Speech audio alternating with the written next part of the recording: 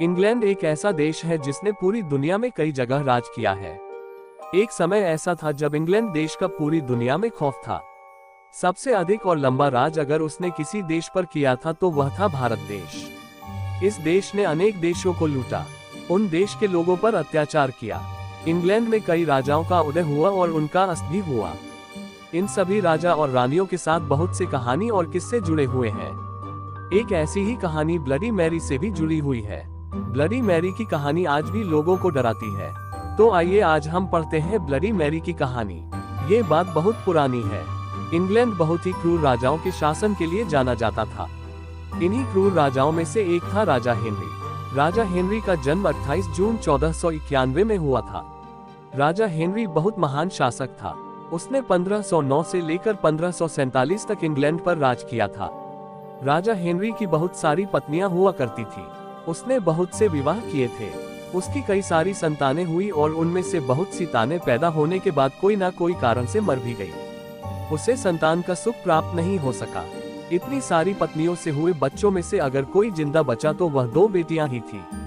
उन दोनों बेटियों का नाम था एलिजाबेथ और मैरी। एलिजाबेथ बहुत ही नर्म स्वभाव की सीधी साधी राजकुमारी थी।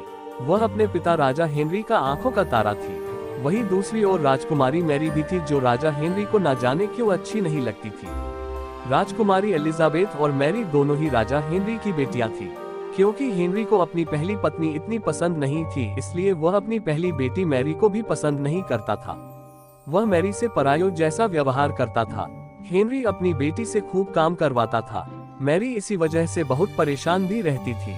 मैरी को लगता था कि उसमें ऐसी क्या कमी है कि राजा एलिजाबेथ को ज्यादा प्यार करते थे और उससे बिल्कुल भी नहीं।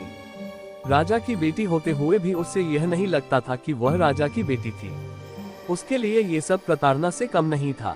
वह हमेशा सोचती थी कि कब उसके ये बुरे दिन कटेंगे। उसको अपने पिता के बर्ताव से बहुत दुख होता था। राजा हेनरी मैरी की कोई भी इच्छाओं को अधूरा रखा था। एक दिन ऐसा भी आया जिसने मैरी के भाग्य को पलट कर रख दिया। दरअसल एक दिन राजा हेनरी 1547 में किसी बीमारी के चलते चल बसा। राजा के जाने से राजमहल एकदम सुना पड़ गया। क्योंकि राजा का कोई बेटा नहीं था, इसलिए सभी को लगा कि अब राजा की गद्दी पर कौन बैठेगा। फिर सभी लोगों ने ये निर्णय लिया कि राजा की गद्दी पर राजा की सबसे बड़ी बेटी मैरी बैठेगी। लोगों के कहे अनुसार मैरी को राजगद्दी संभालने का मौका दे दिया। मैरी अब रानी बन गई थी। रानी बनते ही उसकी कई दबी हुई इच्छाएं भी पूरी हो गई। अब उसमें गजब का आत्मबल आ गया था। मैरी अब बहुत खुश थी। लेकिन रानी के भाग्य में आगे कई मुसीबतें लिखी थी। उसको नहीं पता था कि आगे उसके जीवन में क्या होने वाला है। मैरी के रानी बनने के कुछ दिन बाद ही इंग्लैंड में अराजकता फैलने लगी थी। दरअसल इंग्लैंड के लोग 2 हिस्सों में बंटने लगे थे। एक समुदाय था जो कि कैथोलिक धर्म को ही मानता था और दूसरा समुदाय ऐसा था जो कि प्रोटेस्टेंट धर्म को मानता था।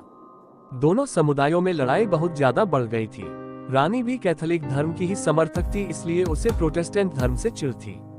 रानी ने प्रोटेस्टेंट धर्म के लोगों को बंदी बनाना शुरू कर दिया।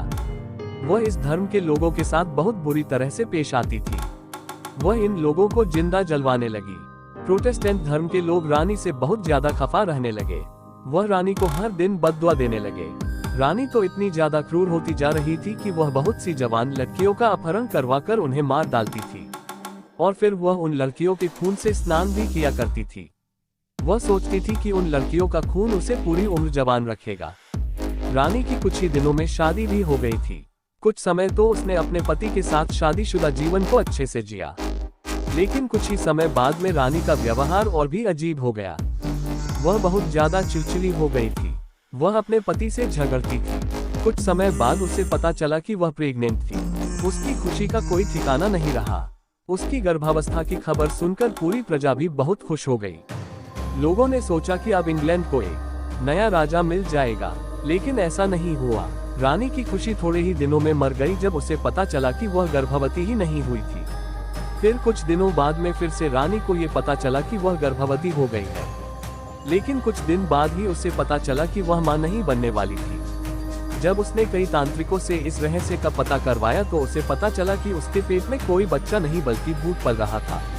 लोगों ने रानी को एक नया नाम दे दिया था, ब्लडी मैरी। ये नाम लोगों ने उसे इसलिए दिया था क्योंकि वह हद से ज्यादा क्रूर थी।